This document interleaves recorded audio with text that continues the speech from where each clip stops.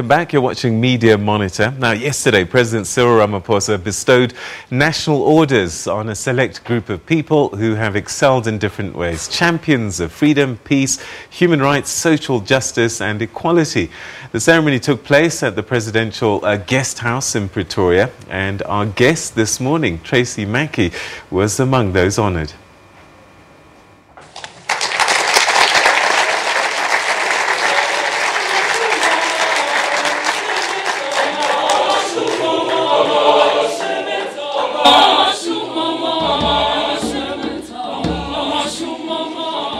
The Order of Ikhamanga in bronze is awarded to Ms. Traci Mackie for her contribution to the field of journalism and exposing the evils of apartheid. She exposed the covering up of the manner Steve Biko's death was reported and exposed those in the security branch who were involved.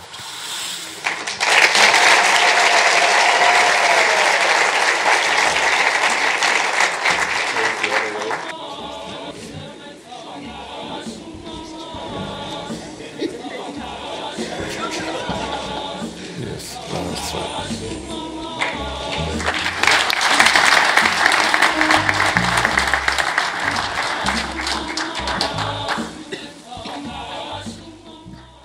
Well, so that was Traci Mackie getting her Order of Ikhamanga yesterday in bronze. And she joins us in studio now. Traci, thanks very much for joining us and congratulations. Well done. Was it a surprise? It was indeed a surprise.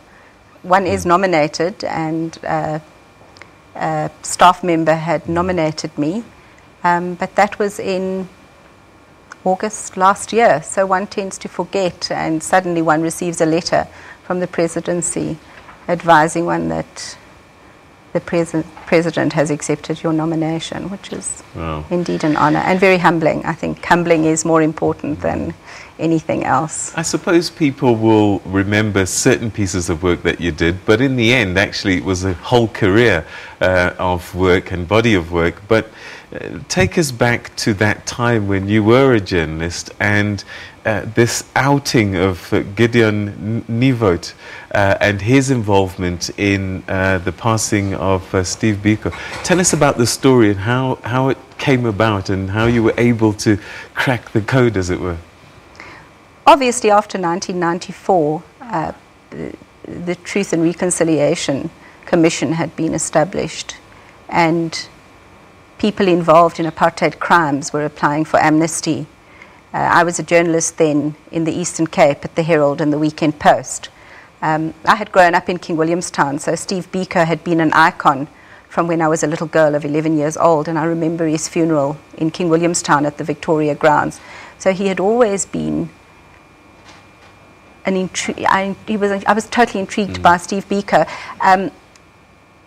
During the Truth and Reconciliation Commission, people were wondering within the industry, the media industry, if the perpetrators and who had been involved in his death were going to apply for amnesty. So the big question was, were Biko's killers going to apply for amnesty? Obviously, over the years, he died in the 70s and 1994, Truth and Reconciliation Commission, 1996. I had heard, and I had been tipped off by an informant that they were going to apply, that Gideon Nieuwoudt, who was notoriously involved in apartheid crimes, was going to apply for the death of Matthew Ganiwe, and I had been harassing him. And in those days, I wasn't even 5 foot, and I was certainly a lot smaller than I am now, width-wise. And he was almost the hunted. He had become the hunted. The hunter had suddenly become the hunted. Even this tiny little journalist upset him, and I had been hassling him, much to what he had done to us over the years for the death of Matthew Ganiwe. And one morning, we didn't have a lead on the Weekend Post. It was a Saturday morning, and I thought, well, let me just try Gideon Nieuwoudt. And in a moment of weakness and absolute anger, and I think it came about over those weeks and weeks of harassment by me as a journalist, asking the same question, were you involved in the death of Matthew Ganiwe? He broke down and he said, I'm telling you, I was never involved in Matthew Ganiwe. I did Biko. And I said, I beg your pardon, are you telling me you were involved in Steve Biko's death?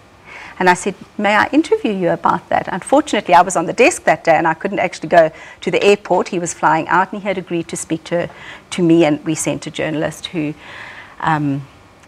collected additional information. But yeah, and I think, Peter, the most important person is, I might have been the journalist, but you know, the people, the brave people who actually deserve the awards are the newsmakers. It's the Steve Bikos, it's the Simphiwe Mthimkhulus who he was involved in. Really, it's the people we write about, we talk about. They're the award winners. So a little bit later on, we're going to be talking about press freedom, and I just wonder what it was like being a journalist pre-1994. And, you know, we've heard these revelations of Stratcom and planting journalists in newsrooms and having informants in the system there. What was it like working for the Herald in PE back in those days, pre-1994, with this government that had an agenda? Peter, I was 18 years old when I became a cub reporter. I worked at the Daily Dispatch. It was an absolute hotspot. I worked in King Williamstown on a community newspaper. And harassment by journalists was very real. The fact that there were people planted within the industry and in newsrooms was also very real. The fact that our telephones were tapped in those days, we didn't have cell phones, was very real. We had state of emergency, so although one saw police brutality, one couldn't report about it. So we were handcuffed, we were gagged, and we couldn't tell the stories. So freedom of speech and the freedom of the press that we have today should never be taken for granted, because we know what it was like living in an environment where it wasn't there. And it was heartbreaking. You know, at the end of the day, most people had studied at university. I didn't have the means to study at university. For a young person of 18 to suddenly be harassed by security policemen, I didn't even know what a left-winger was. Were you at times in fear? Were you threatened at any time? Did you do your job and think, my goodness, you know, this is actually quite dangerous what I'm doing? You know, in all the years of journalism, I was never, ever afraid. Whether I was reporting on apartheid crimes in the early 80s, the only time I was ever afraid was when I reported about a casino in Port Elizabeth, where they were obviously making a lot of money, but kids were being left in the car outside in the car park, and we headlined the story Casino Orphans. And I don't know why, but that was a story that actually I was afraid. I was afraid to go home to my flat at night. But other than that, no. You're on an adrenaline hype. You just want to get there, do the story. Chris Hani assassination. I was in New Brighton. I drove a tiny little red Uno.